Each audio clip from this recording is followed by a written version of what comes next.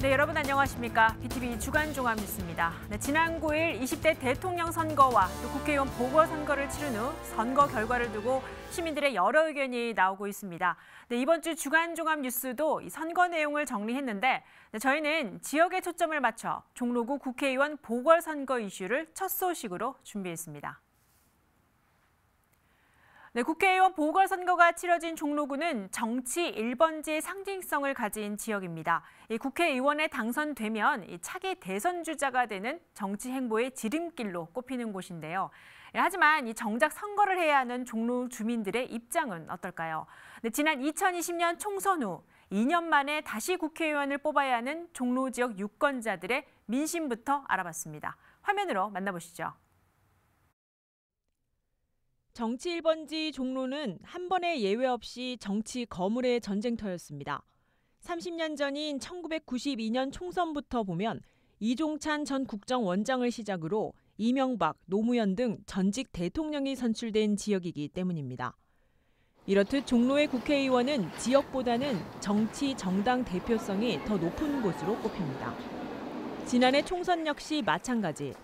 전직 국무총리를 역임한 여야 두 후보가 종로 지역에 연고도 없는 인물인데 차기 대권 주자로 꼽히면서 국회의원 지역구를 종로구로 선택한 겁니다. 결국 지역성이 아닌 정당 지지에 휩싸여 단 한 명의 국회의원을 뽑는 지역구 국회의원 자리는 여론이 집중돼 버렸습니다. 그 여론에 힘입어 국회의원으로 당선되지만 2년 후 대통령 선거 출마에 목말라 종로 지역 유권자를 외면하고 사퇴합니다. 결국 주민들은 종로 주민이라는 자부심보다 더 아픈 상처가 생겼습니다. 한 나라를 다스린다고 하면서 한 구에 있어서의 의무를 포기한 사람이 대선에 나간다는 것 자체가 언어 도단이라고 생각을 하고 그다음부터는 국회의원이 없는 거잖아요. 국회의원이 없는 거라는 것은 대통령이 없는 나라를 상상할 수 없는 것처럼 국회의원이 없는 걸 이렇게 쉽게 생각한다는 것 자체가 솔직히 그 큰 분노를 갖고 있습니다. 종로가 잘 되는 게 더 중요한 거잖아요. 그러다 보니까 그렇게 뭐 큰 정치 하시는 분들만 종로로 보내고 하는데 그런 정치는 싫고요. 이제 종로에서 살고 있고 앞으로도 종로에서 살아갈 수 있는 종로 일을 제대로 하시는 그런 분이 국회의원을 하셨으면 좋을 것 같아요. 보궐선거에 당선되면 종로 지역 국회의원 임기는 2년. 짧지만 혹 계약직 국회의원으로 머물다 또다시 중앙정치 행보에 휘둘리지 않을지. 상처받은 민심은 지역을 알고 종로의 대표성으로 무게감을 가진 국회의원을 갈망하고 있습니다. 종로 구 자체에 있는 사람들이 계속 줄고 있다는 건 구가 안 좋아지고 있다는 소리거든요. 그럼에도 불구하고 여기 유명 인사들이 계속 왔다가 떠났음에도 구민이 줄어들고 있다는 거는 그건 그만큼 여기 있었던 모든 국회의원들이 다 반성을 해야 된다고 생각하고 자격 미달이라고 생각해요, 저는. 이번에 오는 사람들은 누가 되든 간에 그 자기의 다음 행보가 아니라 진짜 종로구에 어떤 문제가 있고 사람들이 어떤 걸 원하는지를 아는 사람이 출마를 해야 된다고 생각하고 당은 전혀 상관없다고 생각합니다. 예전에는 뭐 이렇게 어느 당이다 하면은 뭐든지 다 그 당을 다 찍었고 뭐 이렇게 했는데 지금들은 어르신들 이렇게 지나가시는 어르신들 그리고 저희 집에 오시는 분들도 그런 말씀 많이 하시더라고요. 이제는 사람 봐서 찍어야 돼. 우리 종로를 위해서 일할 수 있는 그런 사람 찍을 거야. 이렇게 말씀들 하세요. 그래서 이제 지역 주민들도 많이 깨었다는 생각이 들어요. 그래서 이처럼 아픈 상처를 치유하기 위해서라도 종로 지역 유권자들은 지역성을 대표하는 국회의원을 원합니다. BTV 뉴스 강혜진입니다. 네, 이렇게 주민들의 기대감이 컸던 이번 선거 결과는 국민의힘으로 선택됐습니다. 종로 지역 국회의원 보궐선거 역시 국민의힘 최재형 후보가 당선돼 10년 만에 보수 탈환이 이뤄지게 된 건데요. 당선 현장을 직접 취재했습니다. 국민의힘 최재형 후보가 종로구 국회의원으로 당선됐습니다. 최재형 당선인은 투표에 참여한 종로구 유권자 12만 9천 명 가운데 4만 9천여 표를 얻어 득표율 52%를 넘었습니다. 국민의힘 전략공천으로 종로구 국회의원 보궐선거에 출마한 지 한 달여 만에 국회의원이 된 겁니다. 정치가 국민의 삶을 더 나아지게 하지 못한다면 필요 없는 것이다라는 생각을 가지고 있습니다. 이제 저를 지지해 주셨던 분이나 지지하지 않으셨던 분이나 우리 종로 구민들의 목소리에 귀 기울이면서 종로의 실질적인 변화와 발전을 만들어내겠습니다. 최재형 의원은 정권 교체와 함께 종로 지역 민심부터 챙기겠다고 밝혔습니다. 코로나19 장기화로 어려움을 겪고 있는 지역 상권 지원과 주거 환경 개선은 국회의원 임기 내 반드시 이루겠다는 각오입니다. 약 2만 5천 명 되시는 소상공인들이 그런 어려움을 해소시킬 수 있는 그러한 여러 가지 법안들을 좀 보완하는 것이 필요하다고 생각하고요. 종로 지역에는 많은 규제들이 있습니다. 종합적인 검토 그것을 통해서 이런 규제의 합리적인 개선, 재정비 이런 것도 관심을 가지고 하겠습니다. 이번 보궐선거 당선 즉시 국회의원 신분이 된 최재형 국회의원. 10년 만에 보수 탈환을 이룬 정치 신인으로 종로 주민을 위한 정치 1번지 종로를 만들겠다고 약속했습니다. BTV 뉴스 강혜진입니다. 네, 법조인 출신인 국민의힘 최재형 국회의원은 이 정치 신인의 첫 발을 종로구에서 내딛게 됩니다. 이번 선거에 출마하면서 이 종로를 발전시키는 징검다리가 되겠다고 밝혔는데요. 네, 앞으로 2년간 지역 국회의원으로 어떤 활동을 약속했는지 정리했습니다. 국민의힘 최재형 국회의원은 정치권이 상징하는 정치 1번지 종로를 주민을 위해 바꾸겠다고 밝혔습니다. 주민들이 정치적 들러리로 희생되지 않도록 선거운동 내내 본인이 종로 발전의 징검다리가 되겠다고 강조했습니다. 가장 먼저 발목 잡힌 재건축과 재개발 규제를 개선해 주거 환경을 바꾸고 도시재생 전면 재검토, 영정률 거래 제도를 법이 허용하는 선에서 도입해 주민 재산권 보장 추진을 약속했습니다. 규제를 먼저 풀어야 될 게 재개발, 재건축 관련 규제, 그러니까 용적률에 관한 규제 이런 것들을 풀어야 되겠고요. 고도 제한도 이제 아마 청와대 관련해서 또는 경관지구 관련해서 고도 제한이 있을 터인데 여러 가지 규제가 사실은 나름대로의 그 규제로 달성하고자 하는 목적이 있습니다. 그렇기 때문에 규제를 철폐하겠다라는 것은 그거는 좀 지나친 생각이고 합리적으로 조정하겠다. 민생 1번지 안전한 도시 조성도 추진합니다. 종로구 평창동과 부암동 일대 수건 사업인 강북 횡단선과 신분당선 서북보 연장 해결에 나섭니다. 세운상가 일대를 4차 산업 특화지구로 만들고 청년 창업 공유 오피스 조성도 확대한다는 계획입니다. 교육 1번지 종로구 회복을 위해 성균관대 등 인근 대학과 연계한 방과후 수업 확대, 어린이집도 확충합니다. 복지 분야에서는 노인과 어린이, 장애인 보호구역 내 과속 단속 카메라 설치를 의무화하고 저소득층에게 필요한 돌봄과 일자리 확대도 임기 2년 내 완성하겠다는 목표입니다. 경기가 나빠지면 제일 고통을 받는 분들이 저소득층 어려운 분들입니다. 그런 분들에게 어떤 전체적인 복지 수준을 높여줘야 되는데 그러기 위해서는 모든 사람들에게 소득과 관계없이 동일한 돈을 나눠주는 이 기본소득이나 이런 방향은 그건 옳지 않다고 봅니다. 어려운 분들에게 좀 더 많은 지원을 할 수 있는 그러한 복지 정책을 펴도록 하겠습니다. 종로 주민의 마음을 얻어 정치 신인으로 등극한 국민의힘 최재형 국회의원. 종로에서 주민과 소통하며 종로 지역의 자존심을 살리고 여의도에선 국민이 원하는 것을 돕는 정치인으로 2년간의 의정 활동에 돌입했습니다. BTV 뉴스 강혜진입니다. 네, 대선과 보궐선거는 모두 끝났습니다. 네, 이제 다가올 6일 지방선거에 관심이 쏠릴 텐데요. 네, 지금부터는 지방선거에 초점을 맞춰 지속적으로 보도해드립니다. 코로나19 상황 속에 치러지게 된 이번 선거는 확진자와 격리자를 위해 투표 시간이 연장돼 투개표 확인 점검도 강화됐습니다. 3개월도 채 남지 않은 지방선거도 마찬가지일 텐데 먼저 이 선거법 개정과 함께 달라지는 내용을 알아봅니다. 김진중 기자가 보도합니다. 코로나19 확산세는 선거에도 영향을 줬습니다. 코로나19 확진자와 격리자의 투표권 보장을 위해 투표 마감 시간이 오후 6시부터 7시 30분까지로 연장된 겁니다.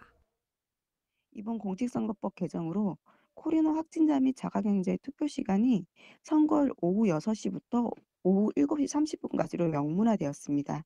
코로나 등과 관련 없는 일반 유권자들의 투표 시간은 이전 임기 만료 선거와 동일하게 오후 6시까지니까 이 점 착오 없으시길 바랍니다. 이번에 개정된 선거법에는 코로나19 확진자와 격리자 등 감염병 환자의 선거권 보장 내용이 신설됐고 선거 당일 오전 6시부터 오후 6시까지 운영했던 투표소는 격리자 등에 한정해 오후 6시부터 7시 30분까지 연장 운영하도록 하는 내용으로 바뀌었습니다. 6일 지방선거부터는 후보들의 선거 운동에도 변화가 예상됩니다. 공개 장소에서 연설할 경우에 지켜야 하는 소음 기준과 사용 시간 등이 조정됐기 때문입니다. 그동안은 확성장치에 대한 소음 규제 기준이 별도로 없었는데요. 확성장치 전격 출력과 음압 수준에 대한 소음 규제 기준이 마련이 되었습니다. 공개 장소에서 연설 대담은 오후 10시에서 오후 11시로 1시간 늘어났지만 확성장치의 사용 시간은 오후 9시까지로 줄어들었습니다. 정당법 개정에 따라 정당에 가입할 수 있는 연령은 만 18세 이상에서 만 16세로 낮춰졌고 또 선거법 개정에 따라 국회의원 선거와 시구의원 선거 등에 있어 기존 만 25살 이상으로 뒀던 연령 제한은 만 18세 이상으로 내려갔습니다. 선거일을 기준으로 18세 이상의 국민이라면 후보로 나설 수 있는 길이 열린 겁니다. 보다 넓어진 10대의 정치 참여 기회 속에 6일 지방선거에 젊은 후보군의 등장 또한 기대되는 부분입니다. BTV 뉴스 김진중입니다. 네, 앞서 보신 6일 전국 동시 지방선거에 대한 지역민의 관심을 높이기 위해 저희 BTV 경인보도국은 발빠르게 보도할 계획입니다. 이 후보자는 물론 유권자 모두 지방선거에 관심을 가질 수 있도록 구상했는데요. 이 지방선거 일정과 관련 보도 내용을 미리 전해드립니다. 이재원 기자입니다. 지난 2월 18일 예비후보 등록을 시작으로 6일 전국 동시지방선거의 문은 열렸습니다. 아직은 대통령 선거에 가려져 예비후보 등록은 미미한 수준입니다. 본격적인 선거전은 대선 이후가 될 것으로 보입니다. 3월 중순부터 올 초순까지 치열한 경선 구도가 이어질 전망입니다. 대선 결과는 거대 양당의 공천 시스템에 큰 영향을 줄 것으로 보입니다. 여당인 더불어민주당의 경우 대선 기여도를 공천에 반영하겠다는 뜻을 여러 차례 밝혀왔습니다. 지자체장의 경우 현역 단체장 평가가 영향을 주게 됩니다. 하위 20%에 속하는 단체장은 물갈이 대상이 될 가능성이 큽니다. 국민의힘은 이준석 대표가 선출 전부터 공약으로 내걸었던 공직자 후보 자격 시험이 경선 구도의 큰 틀입니다. 경선 후보자는 시험 결과에 따라 자신의 득표수에 비례한 가산점을 받게 됩니다. 자격 시험은 기초 광역의원이 대상입니다. SK 브로드밴드 경인보도 제작국은 2달 남짓의 경선 과정을 밀착 보도해 시청자의 궁금증을 해소합니다. 각 당의 경선이 끝나면 5월 12일부터 이틀간 지방선거 후보자 등록이 이뤄집니다. 후보 등록 당일은 물론 각 후보의 공약을 점검하는 기획 보도가 이어집니다. 본격적인 선거전은 19일부터 이어집니다. 치열한 선거전과 함께 각 지역의 선거 구도를 연일 보도합니다. 6일 지방선거 투표 당일은 오전 11시부터 19시, 23시 등과 23시 이후까지 개표 상황을 신속히 전달하는 특집 방송이 이어집니다. 이번 SK 브로드밴드의 지방선거 슬로건은 당신의 한 표, 우리 지역을 바꾼다로 시민 참여형 선거 보도가 주축을 이룹니다. 이와 함께 지자체장 후보자를 대상으로 하는 대담은 물론 선관위 주관 토론회를 SK 브로드밴드를 통해 볼 수 있습니다. 유권자들의 후보자 검증 기회를 더 많이 제공하기 위해 방송사 주관 후보자 초청 토론회와 대담도 준비하고 있습니다. 시민들의 선거 참여와 투표율 제고 등을 위해 선관위와 시민사회가 참여하는 릴레이 캠페인도 진행합니다. 이번 제8회 전국 동시지방선거는 서울에서 시장, 시구의원 등을 포함해 535명, 인천에서는 157명의 지역 일꾼을 뽑습니다. BTV 뉴스 이재원입니다.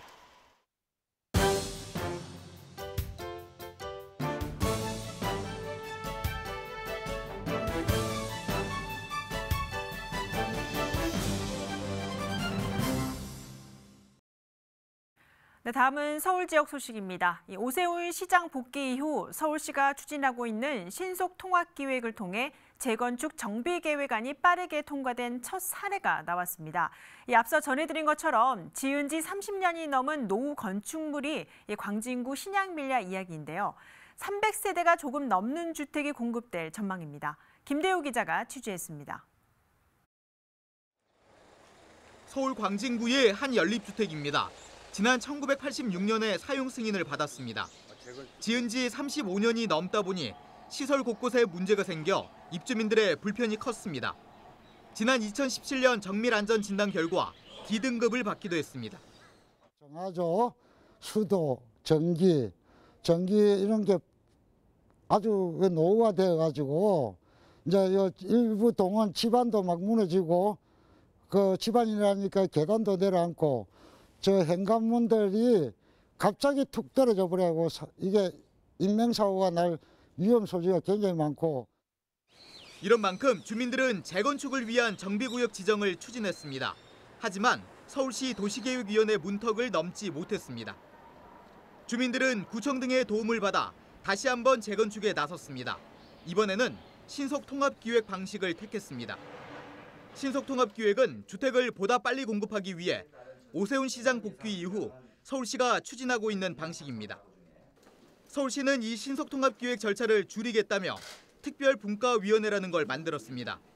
해당 위원회에서 통과된 사항은 도시계획위원회 심의와 같은 효력을 갖는데 최근 열린 특별분과위원회 첫 회의에서 광진구 신양빌라 재건축 정비계획안이 통과됐습니다. 신속통합기획 재건축과 관련해 입주민 공람을 한 건 지난해 11월. 넉 달도 안 돼 정비 계획이 결정된 겁니다. 주민 제안으로 저희가 한번 신청을 한 적이 있었는데 보류가 났었어요. 오랫동안 기다린 주민들의 염원이 이렇게 달성돼서 저는 기쁘죠. 신양빌라 자리에는 최대 12층 규모의 공동주택 305세대가 들어설 걸로 보입니다. 서울시는 올 상반기 안에 해당 연립주택의 정비구역 지정 고시를 마친다는 목표입니다. BTV 뉴스 김대우입니다. 네, 이어서 자치구 소식입니다. 노원구가 상계 5동 주택가에 기존에 있는 주택들을 허물고 주차장을 조성하는 사업을 추진 중입니다. 하지만 해당 부지에 거주하고 있는 일부 소유주들은 강제 수용 계획에 강하게 반발하고 있는데요. 어떤 사정인지 서주환 기자가 취재했습니다. 노원구 상계 5동에서 40여 년째 거주하고 있는 김능자 할머니. 최근 황당한 소식을 들어 잠을 설칩니다. 구청에서 본인의 집을 포함해 맞닿아 있는 집 4가구를 허물어 그 자리에 주차장 18면을 조성하겠다고 통보한 겁니다. 2년 전에도 같은 내용의 의견을 물은 적이 있지만 이번엔 실시계획 인가를 위한 고시공고까지 냈습니다. 만약 이렇게 도시계획 시설로 정식 지정되면 소유자가 집과 땅을 넘겨줄 생각이 없어도 관련법에 따라 강제 수용될 수도 있는 상황에 처하게 됩니다. 억울하죠. 이거 집 사느라고 얼마나 그냥 못 먹고 애들 그냥 뭐 사다 일도 안 주고 때려주고 막 그랬다고. 그랬는데 지금 와서 그냥 여기서 밥 먹고 사는데 이게 숟가락 뺏는 거나 마찬가지 아니야. 죽으라는 거나 마찬가지 아니야. 그런데 기절을 해 내가. 세상에 이런 법이 어디 있냐는 80대 노인의 울분. 김할머니의 말처럼 상황을 이렇게 만든 건 법 때문입니다. 상계 5동은 지난 2007년부터 현재까지 주차장법에 근거해 주차환경 개선지구로 지정이 돼 있습니다. 이는 차량 등록 대수에 비해 주차장 확보율이 70%에 못 미친다는 의미로 노원구에서는 이 지역이 유일합니다. 환경개선지구로 지정이 된 이상 지자체는 주차장을 확보할 때까지 조성계획을 계속 추진할 수밖에 없다는 게 노원구청의 설명입니다. 지난 10여 년 동안 동네에는 김할머니처럼 집과 땅을 내놓지 않겠다는 주민들이 대부분이었습니다. 그러다 최근 2년 사이 김할머니 뒷집의 소유주가 바뀌면서 새로운 주인이 주차장 조성에 찬성했고 노원구는 부지 확보에 속도를 냈습니다. 주차단에 시달리고 있는 주민 다수의 편익을 우선순위에 뒀다는 건데 현재 소요되는 예산도 편성해 놓은 상태입니다. 지난 2007년에 지정이 되었는데 계속 지연시킬 수가 없어서 사업 추진을 하게 되었고요. 지금 중단할 수는 없는 상황입니다. 다만 방법이 있다면 이해관계인의 의견을 취합하여 원만히 해결토록 소유주를 계속 설득해 나가겠습니다. 하루아침에 집과 땅을 내줘야 할 억울함에 몰린 김 할머니와 10여 년째 주차장 조성이 간절한 노원구. 토지보상법에 따라 공익을 위해서는 개인 소유의 땅도 보상을 전제로 강제 수용이 가능합니다. 하지만 만약 소유주가 이견이 있다면 행정심판 등을 통해 중앙토지수용위원회에 검토 절차를 밟을 수도 있습니다. 김 할머니는 현재 행정심판을 진행 중이며 노원구청 역시 제3의 기관 판단에 따라 사업 추진 여부를 결정할 방침입니다. BTV 뉴스 서주원입니다. 네, 다음은 강서구 소식입니다. 이 관리 부실 논란을 일으켰던 강서구 마곡지구 센텀트리가 정비되고 있습니다. BTV 뉴스 보도 이후 서울주택도시공사가 고사한 식물을 제거하고 이 새 식물을 식재에 나섰습니다. 관련 내용을 김대우 기자가 취재했습니다. 서울 강서구 마곡지구의 한 녹지 공간 주변입니다. 낯선 시설물 두 종류가 눈에 띕니다. 그 가운데 하나는 셋덤트리입니다. 셋덤이라 불리는 다육식물 여러 종을 한데 모아 심어놓은 일종의 대형 화분입니다. 미세먼지를 저감하고 환경을 개선하기 위해 지난 2020년 말쯤 서울주택도시공사가 설치했습니다. 그런데 식물 대다수가 축 처진 상태로 있습니다. 뭔지 잘 모르겠다, 흉물스럽다는 반응까지 나옵니다. 처음엔 이뻤는데 지금은 조금 흉물스럽게 조금 그렇게 되는 것 같아요. 조경 전문가들에게 물어봤더니 상당 부분 고사한 상태라고 말합니다. 한 다육식물 전문가는 셋덤은 동명기에도 푸릇함이 있어야 한다며 물 공급이 원활하지 않아 말라 죽은 것 같다고 밝혔습니다. 서울주택도시공사에 확인한 결과 이 셋덤트리 설치 비용은 개당 2천만 원 정도입니다. 지하철 발산역 인근 마곡지구 녹지공간 주변에는 현재 3개가 설치되어 있습니다. 어떻게 보면은 생명인데 생명을 공중에 띄워놓고 하단식으로 이렇게 해놨는데 겨울에서는 저렇게 뿌리가 뽑힌 채로 죽어 있잖아요. 그렇게 봤을 때는 안타깝죠. 일단 안타깝고 차라리 땅에 의지해서 살아있는 어떤 가로수나 녹지대를 형성시키는 게 훨씬 나을 수 있는데 이런 시설을 통해서 보여주기 식으로 하는 것은 이것 또한 전시행정이라고 보여집니다. 서울주택도시공사는 야외에 심어놓은 식물이 겨울에 죽을 수도 있다고 해명했습니다. 또 설치를 맡았던 곳에 하자를 접수하고 봄이 되면 새로 식재할 계획이라고 밝혔지만 비싼 돈을 주고 설치한 대형 화분이 관리 부실로 흉물로 전락했다는 비판에 직면하고 있습니다. BTV 뉴스 김대우입니다.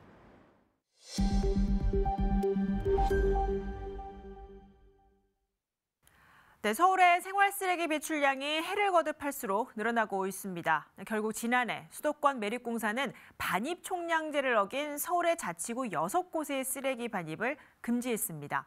네, 이 때문에 일부 자치구들은 생활 쓰레기를 줄이는 방안을 모색하고 있는데요. 서울 성동구에서는 이 주택가 쓰레기의 혼합 배출을 줄이기 위해 재활용 정거장을 운영하고 있다고 합니다. 네, 이 내용은 저희 주민통신원이 직접 취재를 하셨습니다.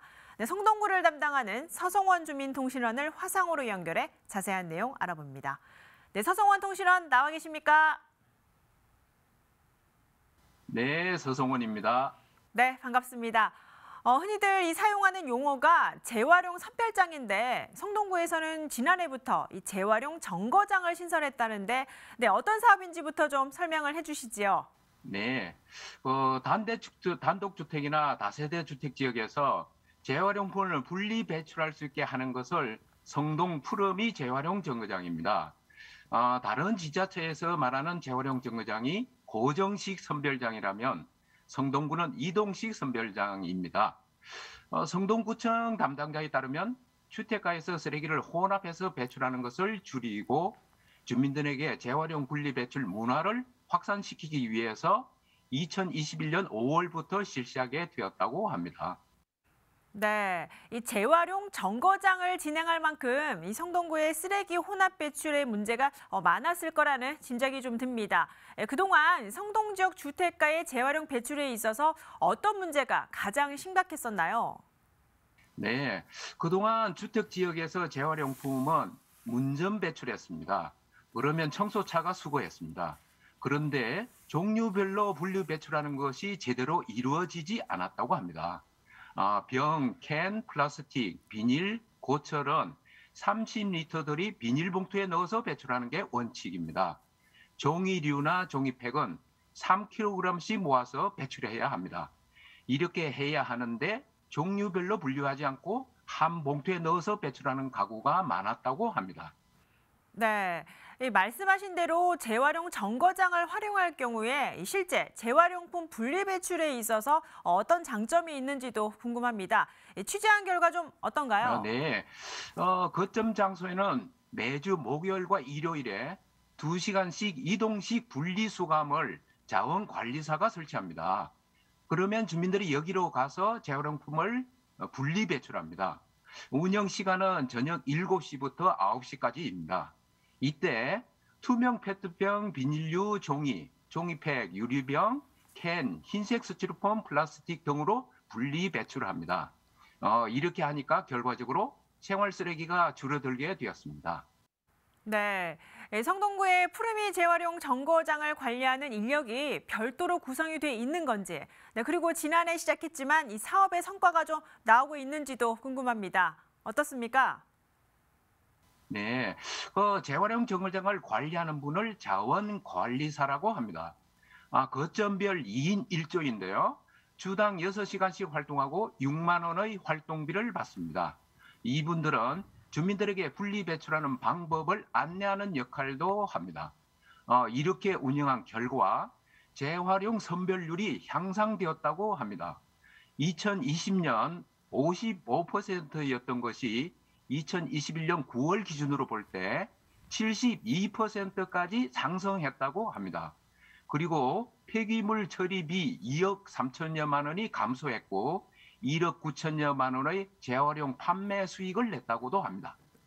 네, 이 앞서 언급한 대로라면 이 성동구의 입장에선 여러 이점이 있다는 건데 이 지역에서 향후 이 재활용 정거장 운영을 좀 더 확대할 계획이 있는지도 궁금합니다. 성동구에는 17개 동이 있고 재활용 정거장 110개소를 운영하고 있습니다. 올해까지 사업을 실시한 후에 주민들의 반응을 보고 확대할지 그 여부를 결정할 것이라고 합니다. 성동구는 2021년부터 생활 쓰레기를 매년 7%씩 줄여서 2027년에는 50%로 감축한다는 목표를 가지고 있습니다. 이런 계획이 성공하려면 재활용 정거장이 더 활성화되어야 할 것으로 보였습니다. 네, 여기까지 듣겠습니다. 네, 서울의 쓰레기 수거 문제 해소를 위해 성동구가 운영하고 있는 재활용 정거장 사업에 대해 주민통신원과 이야기 나눠봤습니다. 네, 서성원 주민통신원 취재하느라 고생 많으셨습니다. 네, 수고하셨습니다. 네, 감사합니다. 네, 버려진 플라스틱으로 운동화를 만들 수 있을까요? 네, 그런데 성동 지역이 이 사업을 추진하고 있습니다. 성동구 성수동에 위치한 소셜벤처 허브센터는 지난 2018년 처음 이곳을 만들었는데 번뜩이는 아이디어로 중무장한 이 작업은 기업들이 코로나의 매서운 기세 속에서도 매출 2배 증가라는 기염을 토해냈습니다. 관련 내용 이재원 기자가 취재했습니다. 여느 브랜드 운동화 부럽지 않은 디자인, 신발끈에는 페트병 1개, 운동화 겉감에는 6.5개의 페트병이 들어갔습니다. 플라스틱 페트병을 작은 칩으로 만들어 뽑아낸 실로 만든 겁니다. 밑창은 쑥과 대나무로, 운동화 굽 부분은 분해 촉진 플라스틱으로 구성됐습니다. 해당 기업은 2018년 기업가치 1,000만 원에서 지난해 30억 원으로 300배 늘었습니다. 직원도 초기 1명에서 현재는 7명으로 성장했습니다. 여기서 성동구청에서 사무실도 지원해 주셨고 인건비 그리고 어떤 제품을 개발할 수 있는 개발비도 다 지원해 주셨고 대기업과 또 정부가 이렇게 협업할 수 있는 그런 네트워킹도 많이 마련해 주셨기 때문에 저희가 처음에 되게 힘든 고비를 잘 이겨낼 수 있었던 것 같아요. 성동구가 지난 2018년부터 운영하고 있는 소셜벤처 허브센터 입주 기업들이 성과를 내고 있습니다. 성동구 소셜벤처 허브센터는 관리비 면제는 물론 임대료 감면, 정부 사업 유치 등을 지역 소셜벤처 기업에 지원하고 있습니다. 현재 24곳이 입주해 있으며 지난해에만 매출 150억 원을 달성해 전년보다 2배 성장을 이뤘습니다. 일자리 고용도 206명으로 전년보다 30% 증가했습니다. 저희는 이제 전국 최초로 2017년도부터 조례 지정하고 저희 소셜벤처 팀을 전국 최초로 만드는 등 기반 생활을 위해서 많이 노력을 했어요. 그래서 그리고 2018년에는 인큐베이팅을 위한 소셜벤처 허브 센터를 해서 이제 그 기업들한테 공간을 마련해주는 그 역할부터 해서. 성동구는 성동 임팩트 펀드를 통해 20억 원의 소셜벤처 자금을 마련했고 향후 50억 원 규모의 2호 펀드를 조성한다는 계획입니다. BTV 뉴스 이재원입니다. 네, 동대문구 소식입니다. 동대문구가 전농동 보훈회관 옆 부지에 구립 어르신 종합복지관을 건립합니다. 이 시설에는 지역 주민과 어르신을 위한 북카페와 또 운동치료시설 등이 들어서게 되는데요. 오는 2023년 준공을 목표로 하고 있습니다. 김진중 기자가 보도합니다. 올해 1월 기준 동대문구에 거주하는 노인 인구는 약 6만 2천 명. 동대문구 전체 인구의 약 18%를 차지합니다. 하지만 노인복지관 시설은 청량리의 시립노인종합복지관이 유일한 상황. 동대문구의 노인복지시설 면적 대비 노인 인구 수는 서울 시내 자치구 가운데 2위를 기록하고 있습니다. 동대문구는 이곳 보훈회관 옆 부지에 보훈회관 확장 건립을 추진하고 있었는데요. 지난 2020년부터는 계획을 수정해 구립 어르신 종합복지관 건립을 추진하고 있습니다. 종합복지센터를 건립할 계획에 있었는데 너무 구비 부담이 너무 크고 또 이제 보훈회관만 들어가 그 복지센터만 건립하는 것보다 저희가 그 복지관 시설 대비 어르신 인구가 많기 때문에 복지관으로 전환해서 하는 게 좋겠다 해가지고 종합복지관을 건립하려고 이제 전환. 연면적 3,000제곱미터 이상의 복지관 건립 시 시비 지원을 받을 수 있기에 구는 대지 1,158제곱미터를 매입과 토지 교환 등을 통해 확보한 상태입니다. 구립 어르신 종합복지관은 2023년 9월 완공을 목표로 하고 있습니다. 기존 보훈회관 건물 2층과는 연결 통로를 만들어 확장 공유해서 사용하게 됩니다. 지하 1층, 지상 5층 규모의 시설엔 북카페와 상담실을 비롯해 어르신들을 위한 운동치료실 등이 조성됩니다. 어르신 종합복지관 건립에는 총 165억 원의 예산이 투입됩니다. 현재 복지관 건립 예정 부지에서는 혹시나 모를 매장 문화재에 대한 정밀 발굴 조사가 진행 중입니다. 동대문구는 실시 설계 용역이 마무리되는 6월쯤 착공에 들어갑니다. BTV 뉴스 김진중입니다. 네, 슬기로운 교통생활 순서입니다. 우리나라 전체 교통사고가 감소 추세를 보이고 있지만 대형 화물차의 경우 오히려 사고 발생률이 3% 정도 높아졌다고 합니다. 네, 슬기로운 교통생활에서는 이 화물차 교통사고의 위험성과 또 주의해야 할 부분을 짚어봅니다. 계속해서 김진중 기자입니다. 대형 레미콘 차량이 교각에 끼어 옴짝달싹 못하고 있습니다. 차량 몸통과 바퀴 등은 가드레일을 넘어 걸쳐 있는 상태. 지난 1월 말 송파구 올림픽대로에서 레미콘 차량이 교각에 충돌해 일어난 사고입니다. 다행히 운전자는 구조됐고 주변을 지나는 차량의 연쇄 사고는 없었습니다. 지난달 중랑구 면목동에서는 택시가 중앙분리대를 넘어 식당으로 돌진하는 사고가 있었습니다. 택시는 인도위 가로수와 식당 입구를 들이받고 멈췄지만 깨진 유리창 파편과 심하게 찌그러진 택시로 현장은 그야말로 아수라장입니다. 당시 식당 안엔 손님 10여 명이 있었지만 택시가 입구 쪽에 멈춰 큰 인명피해는 없었습니다. 경상을 입은 60대 택시기사는 급발진을 주장했습니다. 소방대원들이 사고 현장을 수습하고 부상자가 들것에 실려 나옵니다. 지난 2월 종로구에선 1톤 화물차가 인도를 돌진해 보행자를 추돌하는 사고가 있었습니다. 사거리에서 우회전하던 1톤 화물차가 좌회전하던 차량을 피하다 인도로 돌진한 겁니다. 예기치 못한 사고로 길을 지나던 보행자와 가게 주인 등 3명이 부상을 입었습니다. 화물차 사고의 경우 일반적인 차량들의 치사율이 1.56%인 것에 비하여 화물차 사고의 치사율은 3.23%로 평균보다 약 2배 이상 높은 것으로 나타나고 있습니다. 화물차의 경우 안전운전 의무 위반이 가장 많지만 그 다음으로 일어나는 것이 신호 위반, 속도 위반 등이 있습니다. 오늘 슬기로운 교통생활에서는 대형 화물차 사고의 위험성에 대해 얘기해 보려 합니다. 한국교통안전공단과 함께 화물차 사고를 막기 위해 유의해야 할 부분을 시험을 통해 짚어보려 하는데요. 먼저 화물차 사각지대입니다. 8톤 크기의 화물차 앞을 키 164cm의 기자가 지나가 봤습니다. 하지만 운전석에서는 그 모습이 보이질 않습니다.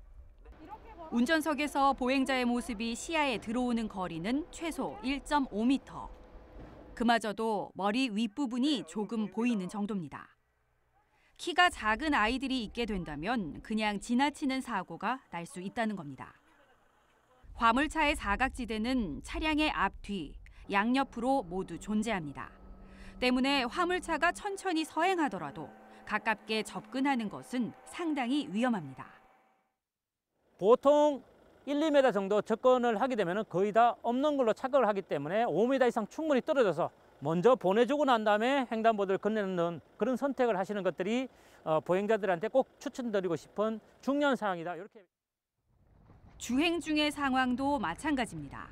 화물차는 왼편은 약 30도, 오른편은 약 40도로 일반 차량보다 넓은 사각지대가 있어 옆에서 나란히 달리는 차량이 보이지 않는 지점이 있습니다.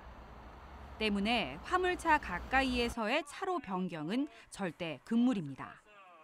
화물차는 일반 승용차보다 제동거리 역시 훨씬 깁니다. 승용차의 경우 시속 70km로 달렸을 경우 약 15m의 제동거리가 발생했는데 8.5톤 화물차의 경우 약 35m로 제동거리는 2배 이상 차이가 났습니다. 과속이거나 짐을 실었을 경우 제동거리는 더 길어진다는 점도 기억해야 합니다. 뒤따르는 승용차들이 화물차의 앞쪽에 끼어들기를 들어가서 차선을 바뀐다는 것은 상당히 위험하다. 이 실험을 통해서 볼 수가 있었겠죠. 지금처럼 큰 화물 자동차 앞에 끼어들어서 들어간다는 것들은 일반 승용차보다는 제동거리가 훨씬 더 늘기 때문에 그 사각지대, 제동의 사각지대 위험한 지점에 들어가서 후미추들이 일어날 수 있다는 것 꼭 명심을 하시고. 여기서 잠깐. 화물차 교통사고를 예방하기 위해 이것만은 꼭 기억하세요. 속도가 빠르게 된다면 멈추는 것도 쉽지 않고 빠른 속도에서는 시야각도 좁아지기 때문에 주변을 살피기도 어렵고 그렇게 되면 사각지대도 넓어지고 이러한 것들이 연상작용으로 발생을 하게 되는데요. 속도를 낮추고 낮은 속도로 다니면서 교차로에서는 안전히 다니고 그렇게 되면 제동거리도 짧아지고 제동을 했을 때 일어나는 반동도 줄어들기 때문에 조금 더 안전히 다닐 수 있을 것이라고 생각합니다. 나와 내 이웃을 위한 감속 운전. 교통사고를 예방하는 첫 길입니다. BTV 뉴스 김진중입니다. 네, 다음은 다양한 문화 소식을 전해드립니다. 네, 이번 주 볼만한 영화 소개해드립니다.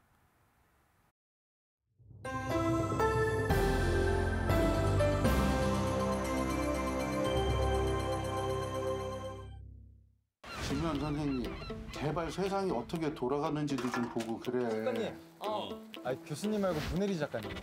스테디셀러를 냈던 천재 작가의 버라이어티한 사생활 개봉 다큐. 무시하지 마. 아빠한테 안 간다 이거지? 아빠가 더 해로. 김현유 알아요? 모르면 무식한 거니? 평생 몰라도 돼요. 와이프와 아들한테 치이고. 너 올해 안에 글 안 나오면 먹은 거 다 토해내야 돼. 못 주겠네 정말. 18만 원. 절친과 돈에 쫄리고.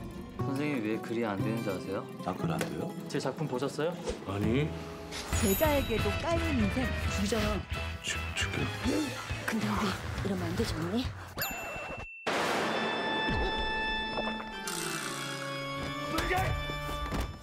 아들 왔어? 아빠는 바람 피울 사람이 없어서 엄마랑 바람 피냐? 선 넘는 로맨스로 황당하게 꼬였다. 생긴 건 느와르인데 어쩜 이렇게 멜로적이니? 저한테 푹 빠지셨군요. 아빠 몰랐어?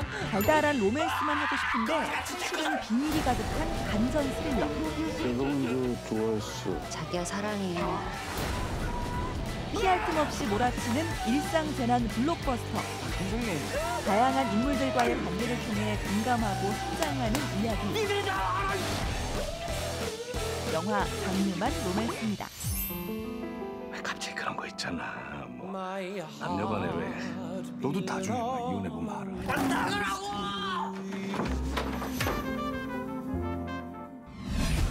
다음 소개해드릴 영화는 355입니다. 전 세계 최정예 블랙 에이전트를 모아 팀 355를 결성하는데요. 하나의 목표를 위해 원팀이 된 팀 355는 역대급 미션을 수행하기 위한 이공식 합동작전에 돌입합니다. 모두가 기다린 초대형 액션 블록버스터 영화 355입니다. 네, 시청자분들의 삶을 보다 풍성하게 만들어줄 다채로운 문화예술 소식을 전해드리는 2주의 원픽 시간입니다. 네, 오늘은 과거 종로의 랜드마크였던 화신백화점의 역사를 소개하는 전시와 강화도 서쪽의 작은 섬 보름도에 살고 있는 248명의 주민들의 삶을 소개하는 전시를 준비했습니다.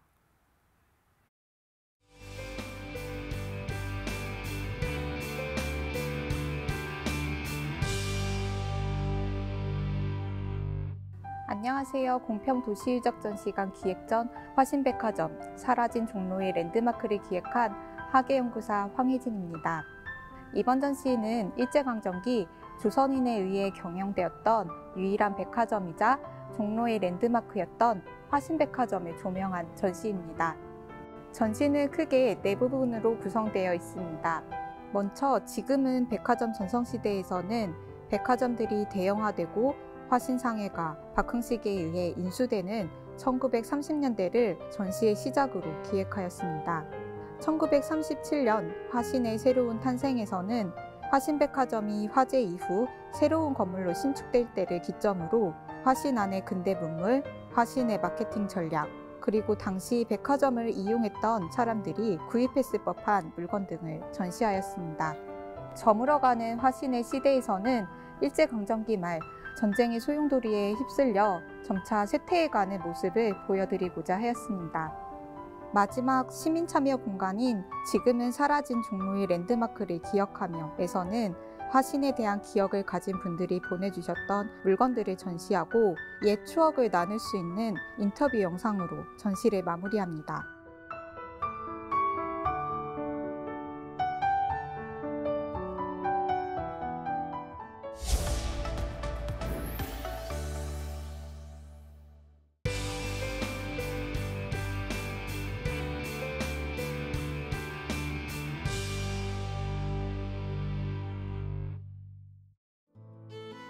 천에는 많은 섬이 있잖아요. 근데 그 섬들이 그 연육교라든가 이러한 여러 가지 이유들로 이제 많이 변화하고 있어서 그 변화한 모습을 조사하고 연구해서 기록하려고 이 프로젝트를 시작하게 됐습니다.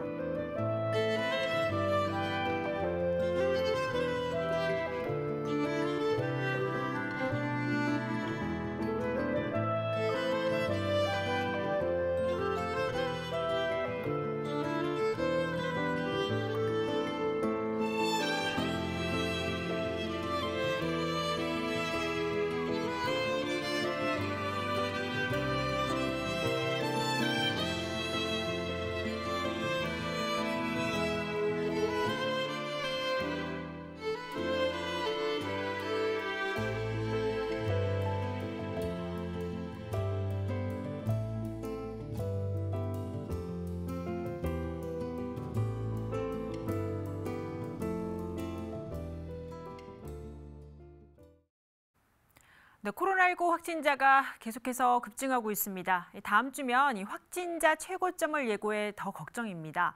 24일부터는 동네 병의원에서 진행한 신속 항원 검사의 양성 반응도 PCR 검사 없이 확진으로 인정됩니다. 그 전에 개인 방역에 더 철저한 주의가 필요하겠죠. 네, 기온이 오르면서 봄 날씨가 다가오는 만큼 마음의 여유를 좀 갖고 코로나도 극복됐으면 하는 바람입니다. 네, 저희는 다음 주 지역 주민, 더 나아가 서울 시민의 가치를 담은 소식으로 다시 찾아뵙겠습니다. 네, 시청해주신 여러분 고맙습니다.